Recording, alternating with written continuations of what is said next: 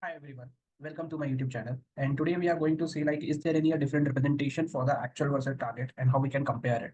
So in previous video that I have shown this kind of a chart where we have created a bar chart, and if actual is created then red and green actually.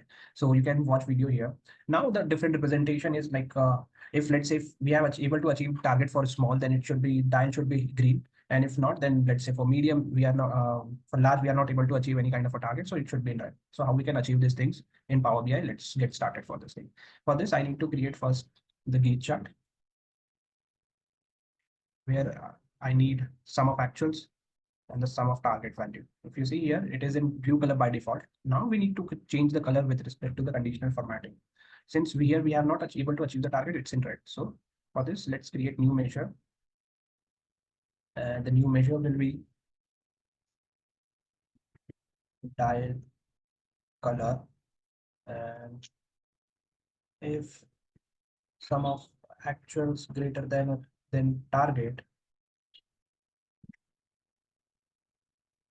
target, it means that we are able to achieve the target. So it should be in green color. For this, I have already have the color code copied here.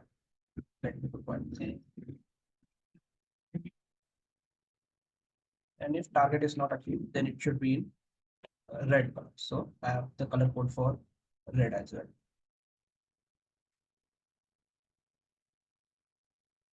Here you go.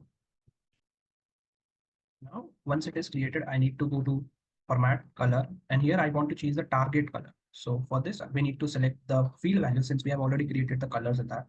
And here we need to select the dial color. Once you click on the dial color, it will automatically turn into red.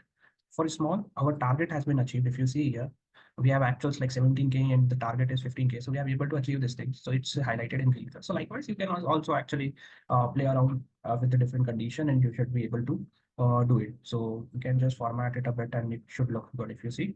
Uh, so that is how it can be done actually. Uh, see, hope you like this video. Follow for more Power BI updates. Thank you so much.